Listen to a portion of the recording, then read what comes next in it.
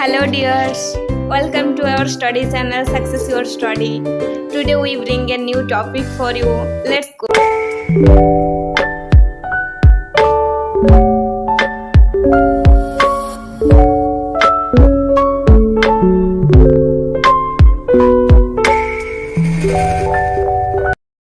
Hello dears, welcome to our YouTube channel success your study. आज हम देखेंगे introduction to human body की कुछ क्वेश्चन आंसर। इससे पहले वीडियो में हम उसका कुछ इम्पोर्टेंट पॉइंट्स था उसके बारे में डिस्कशन किए थे, ठीक है। तो आज हम क्वेश्चन आंसर देखेंगे कि क्या क्या क्वेश्चन आ सकता है इस टॉपिक में, ठीक है। First question, define anatomy and physiology. Discuss scope of anatomy and physiology. Anatomy and physiology के बारे में क्वेश्चन है, ठीक है। इसके बारे में इसका जो स्कोप है उसके बारे में भी डिस्कशन करेंगे, ठीक है। चलो देखते हैं कि कैसे लिखते हैं। Man search for health is unending, A quest for longer, happier and healthier life. Drugs are substances used in minute proportions to affect the functioning of body and are to be used for human suffering। हमारी जो human life है इसमें हम बहुत सारी चीज़ें देखते हैं जो कि हमारी हेल्थ के लिए क्या चाहिए, जैसे कि प्रोटीन्स कम हो गया, आयरन कम हो गया, या फिर कुछ डेफिशिएंसी हो गया, हमारी कुछ इम्प्रूवमेंट करना चाहिए स्किन में, या फिर कुछ भी हम बहुत कुछ सर्च करते हैं, ख़त्म नहीं होती है। तो यही लिखा गया है, ठीक है, कि मैन का जो सर्च है हेल्थ के लिए वो कभी ख़त्म नहीं होता है, हमारी लंगर, हैप्पियर एंड हेल्थियर लाइफ के लिए। ड्रग्स जो है, ड्रग्स एक सब्सटेंस है, ड्रग्स आर सब्सटेंसेस। वो जो ड्रग्स एक सब्सटेंस है वो किस लिए यूज़ होता है? यूज्ड इन माइनर प्रोपोर्शन, बहुत कम मात्रा में यूज़ होता है। ये अफेक्ट करता है फंक्शनिंग ऑफ बॉडी, बॉडी का जो फंक्शन है उसको अफेक्ट करता है, and are to be used for human suffering. Human जब सफ़र करता है, किस चीज़ का डेफिशिएंसी है हमें, तो हम उसके लिए सफ़र करते हैं। हमें जैसे कि बुखार है तो हमारी बॉडी का जो टेम्परेचर है इंक्रीज हो जाती है, ठीक है। उस टाइम में हमको ड्रग्स की ज़रूरत होती है, मेडिसिन का ज़रूरत होती है। अगर नॉर्मली नेचुरली कम नहीं होती है देन हम उसको ड्रग्स लेते हैं टेम्परेचर को कम करवाने के लिए, ठीक है। तो वैसे ही हम जब भी सफ़र करते हैं हमारी सफरिंग को कम करने के लिए यूज़ करते हैं हम ड्रग्स की, ठीक है। या फिर बॉडी का जो फंक्शन है अगर प्रॉपर फंक्शन नहीं करती है देन उस टाइम में हम ड्रग्स लेते हैं, ठीक है। The basic knowledge of structure, size, shape, location, and functioning of various organs of human body is provided by two important sources। हमारी बॉडी का जो बेसिक नॉलेज है, हमें बॉडी का जो पार्ट्स होती है, ऑर्गन्स होती है, उनके structure, size, shape, location, functioning and हमारी बॉडी का बहुत सारे जो ऑर्गन्स है उस कैसे मतलब स्ट्रक्चर है, कैसे दिखता है, उसका साइज़ कैसे है, ठीक है, कहाँ पे रहता है, उसका काम क्या है, क्या काम करता है, ठीक है, वो सारे जो है हम पढ़ते हैं। ये इसलिए दो इम्पोर्टेंट सब्जेक्ट्स हैं जो कि human anatomy and human physiology. ये दो टॉपिक में हम ये सारे डिटेल्स में पढ़ते हैं, ठीक है। First, human anatomy। Human anatomy is the branch of biomedical science dealing with normal structure, shape, size, and location of various parts of the body। Human anatomy जो है ये हमारी बायोमेडिकल साइंस के एक पार्ट है, ठीक है, एक ब्रांच है जो कि डील करता है किसके साथ ना, नेचुरल हमारी जो नॉर्मल स्ट्रक्चर्स है, शेप्स है, साइज है, लोकेशन है, हमारी जो बॉडी पार्ट्स की, इसको डील करता है कि ठीक है, किडनी हो गया या फिर लिवर हो गया, वो कैसा दिखता है, उसका स्ट्रक्चर क्या है, साइज कैसा है, ठीक है, और वो कहाँ पे रहता है, ये सब हम कहाँ पे पढ़ते हैं ना, ह्यूमन एनाटॉमी में हम ये सब पढ़ते हैं, ठीक है।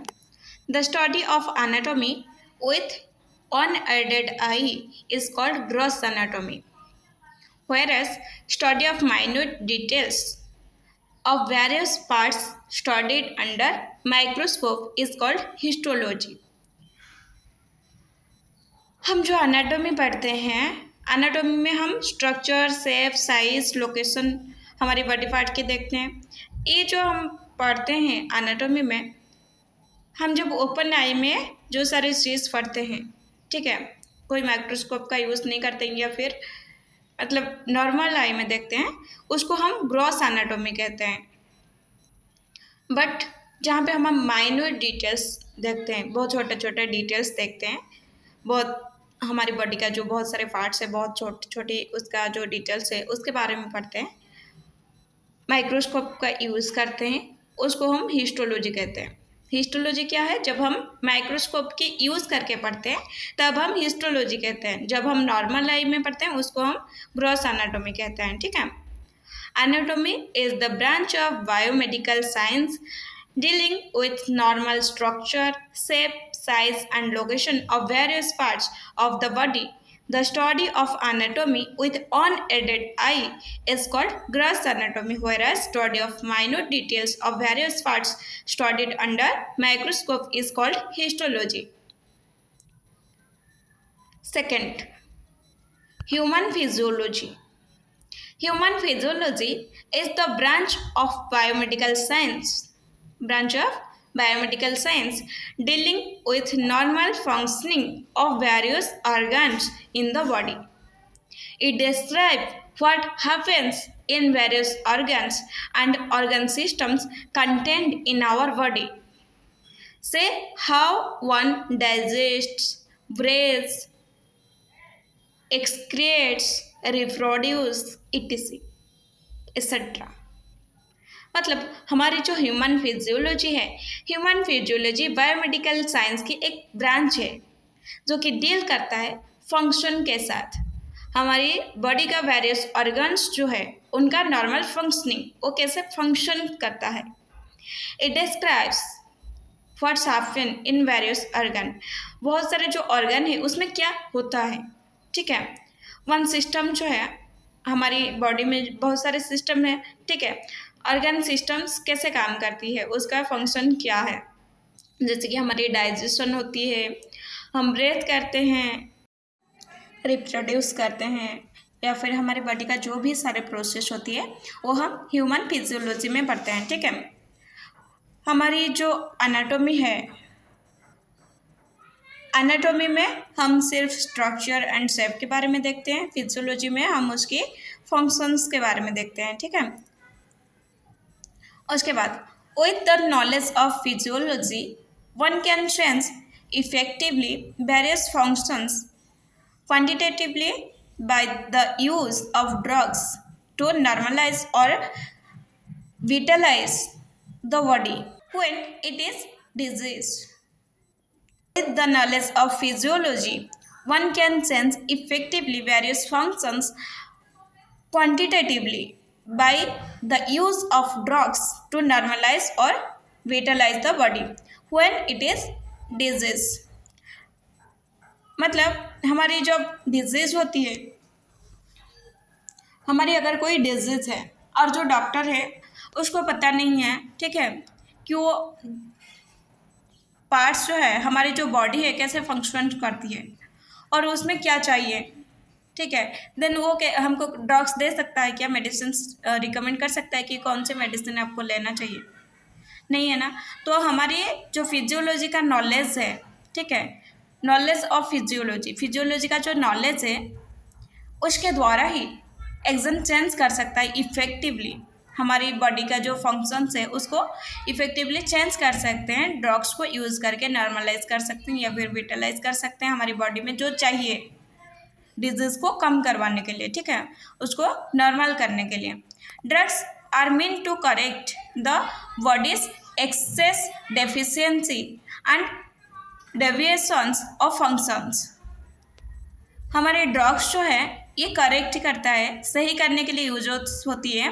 हमारी बॉडी का अगर एक्सेस डेफिशिएंसी हो गया है, हमारी बॉडी फंक्शंस में कोई भी चेंजेस आ रही है, देन उसको सही करने के लिए यूजेस किया जाता है। But yes, we know that normal physiological functions, how can we prepare and use the drugs to correct this functions.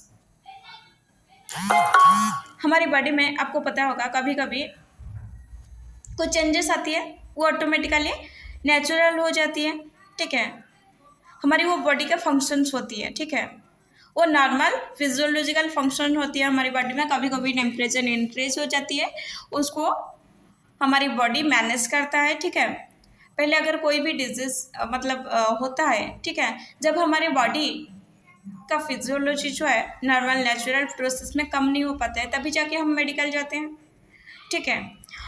तो ये जो प्रोसेस होती है, कभी कभी हमारी बॉडी जो है, बॉडी का फंक्शंस काम करना बंद कर देता है, वो ऑटोमेटिकली कुछ फंक्शंस होते हैं, उसके द्वारा हमारी बॉडी फिर से काम करना शुरू करता है, ठीक है।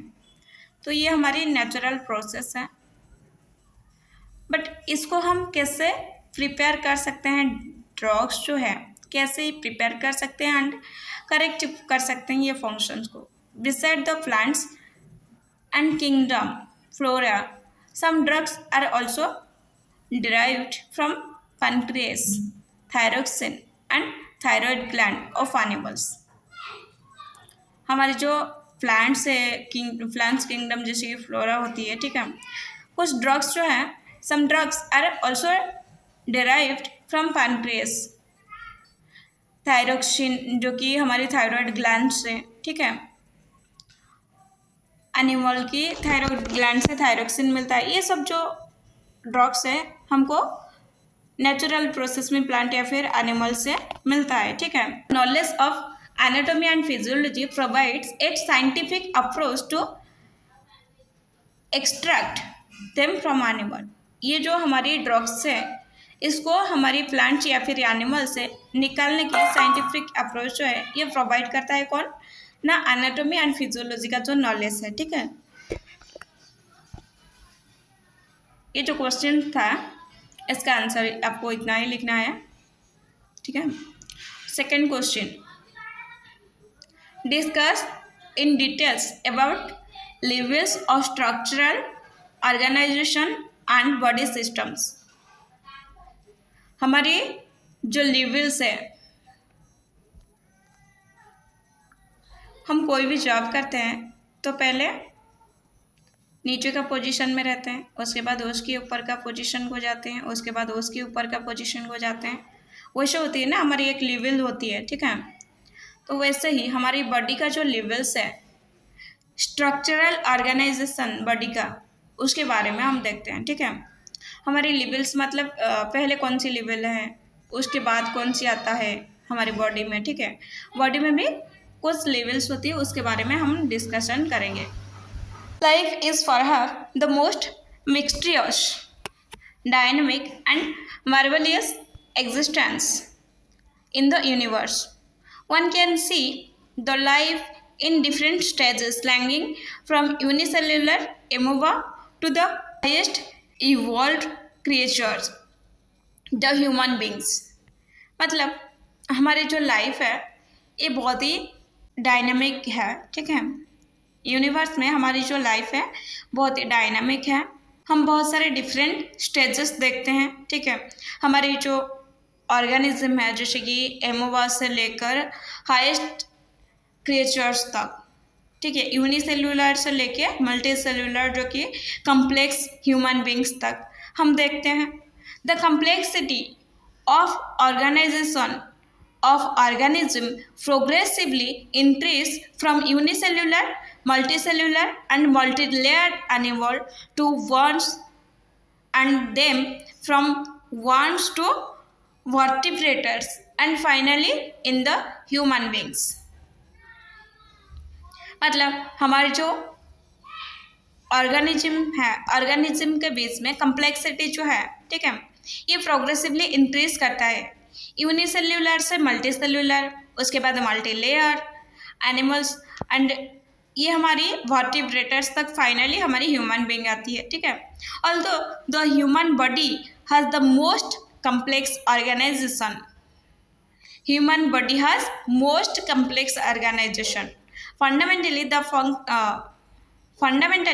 the cell remains the functional unity of life. हमारी जो ह्यूमन बॉडी है ये सबसे ज़्यादा कम्प्लेक्स है, फिर भी हमारी जो फंडामेंटल है वो सेल से ही आती है। ठीक है, हमारी सेल से ही हमारी बॉडी क्रिएट होती है। सेल जो है ये फंडामेंटल पार्टिकल्स है, यूनिटी है हमारी लाइफ का, फंडामेंटल यूनिट। ठीक है, functional unit of life. Cell जो है वो बेसिक है। ठीक है, टिश्यूज, सेल से हमारी पहला आ गया सेल्स, उसके बाद टिश्यू। टिश्यू में क्या होती है? The human body as a whole is build of billions and trillions of cells. बहुत सारे सेल्स से हमारी बॉडी बनाया गया है। An aggregation or group of cells having similar origin, structure and functions from the tissues. हमारी cell से बनता है टिश्यू। कुछ सेल से एक ग्रुप ऑफ सेल्स जो कि सिमिलर ओरिजिन से आती हैं, स्ट्रक्चर से आती है, सिमिलर फंक्शंस करते हैं, वो टिश्यू बनाते हैं। They are 4 primary types.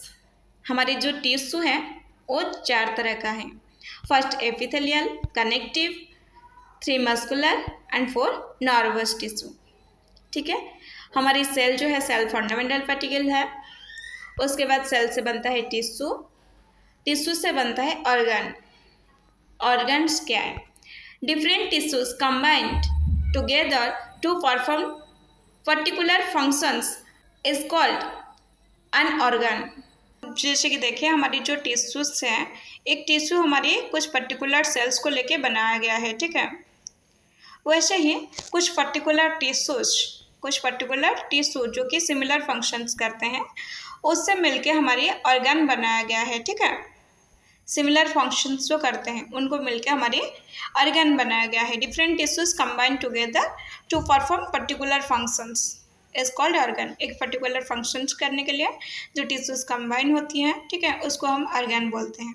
जैसे कि हमारी जो स्टोमक्स है, स्टोमक में क्या होता है? ये एपिथेलियल मस्कुलर होती है एंड कनेक्टिव टिश्यूज होती है। ठीक है, इसका खुद का फंक्शन होती है। एपिथेलियल सिस्टम कवर करता है, मस्कुलर सिस्टम परफॉर्म करता है मूवमेंट, कनेक्टिव टिश्यू इनको सपोर्ट करती है, कनेक्ट करता है एंड सपोर्ट करती है। ठीक है, और organ systems, various organ working in coordination for the particular function और functions from an organ system. जैसे कि हम देखें, एक सेल्स जो है, बहुत सारे सेल्स मिलके हमारी टिश्यूज बनाया गया है। ठीक है, बहुत सारे सेल्स मिलके हमारी टिश्यूज बनाया गया है, और बहुत सारे टिश्यूज मिलके हमारी एक ऑर्गन बनाया गया है। वैसे ही बहुत सारे ऑर्गन मिलके हमारी क्या बनाया गया है? ऑर्गन सिस्टम, जो कि एक पर्टिकुलर फंक्शंस के लिए कोऑर्डिनेट होकर काम करते हैं। ठीक है, एक पर्टिकुलर फंक्शन या फिर फंक्शंस एक ही फंक्शन करते हैं या फिर बहुत सारे फंक्शन कोऑर्डिनेट होकर करते हैं। Various organ systems are the skeletal, muscular, nervous, circulatory, respiratory, digestive, excretory, endocrine, reproductive, ये सब सिस्टम्स होती है।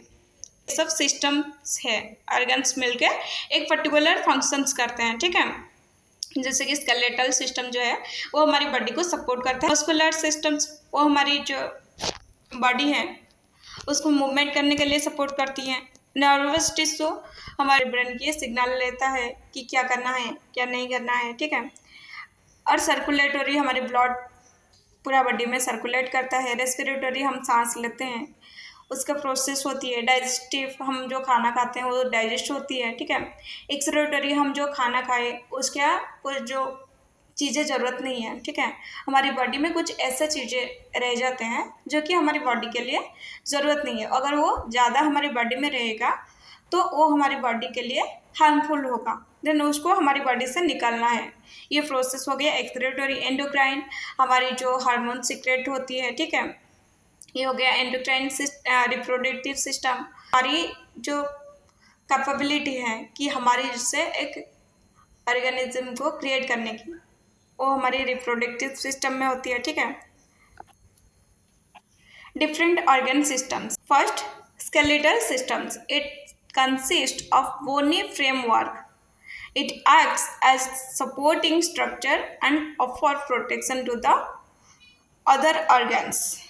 हमारे जो skeletal systems है वो हमारे बोन को लेके बनाया गया है। ये हमारी सपोर्ट करता है, सपोर्टिंग स्ट्रक्चर है एंड ऑफर करता है, प्रोटेक्शन देता है, हमारी अदर ऑर्गन्स जो है उसको प्रोटेक्ट करता है। Muscular systems. Muscular systems, the muscles and tendons are attached to the bones. They help to give the body shape and power to move it well. हमारे जो मसल्स है एंड टेंडन्स है attach होती है हमारे bone के साथ, वो हेल्प करता है हमारी बॉडी को शेप देने के लिए एंड पावर देने के लिए, मूवमेंट के लिए। ठीक है। Nervous systems. It serves to control and coordinate the functions of various part of the body. Nervous system क्या करता है? It serves to control and coordinate the functions of various part of the body. Body का जो various parts है उसको coordinate करता है functions के लिए। ठीक है। कंट्रोल करता है सर्विस को हमारी। ठीक है। It also makes an individual nearly aware of the environments in which he live. मतलब हमारी जो नर्वस सिस्टम्स है वो हमारी जैसे कि डिफरेंट फंक्शंस होती है। अगर हमारे सामने कोई कीट आ रही है, हमारी आंखें बंद हो जाती हैं। ये किसके द्वारा होती है? नर्वस सिस्टम के द्वारा। हमारे जो वेरियस बॉडी की जो फंक्शंस होती है वेरियस पार्ट्स के, वो कंट्रोल करता है कोऑर्डिनेट करके। और ये एक इंडिविजुअल को मतलब हमारी बीच में जो इंटरेस्ट है, इंटरेस्ट को जगाता है कि हमारी एनवायरनमेंट में क्या क्या हो रही है उसको जानने के लिए। ठीक है। ज़्यादा जानने के लिए हमारी जो इंटरेस्ट है उसको बढ़ाती है। Circulatory system. It distribute the essential supplies of oxygen and nutrient material to all the parts of the body and it removes the waste product from the body. Circulatory systems क्या करता है? It distribute the essential supplies of oxygen and nutrient materials. हमारी जो oxygen है and nutrition जो है, ठीक है, न्यूट्रिएंट्स मटेरियल्स जो होती है वो हमारी बॉडी में हर एक पार्ट को पहुंचाता है। ठीक है। ये हमारी बॉडी है। ठीक है। तो यहाँ पे हमारी हर एक पार्ट को हमारे न्यूट्रिशन पहुँचाती है। ठीक है। और ये रिमूव करता है, remove the waste product from the body. हमारी बॉडी से जो वेस्ट प्रोडक्ट होती है उसको निकालने के लिए हेल्प करती है हमारी सर्कुलेटरी सिस्टम। उसके बाद रेस्पिरेटरी सिस्टम्स। रेस्पिरेटरी सिस्टम्स में क्या होती है? It supplies the body with oxygen from the atmosphere and at the same time dispose of carbon dioxide and water vapors from the body. हमारी जो रेस्पिरेटरी सिस्टम्स है, respiratory systems क्या करती हैं? It supplies the body with oxygen.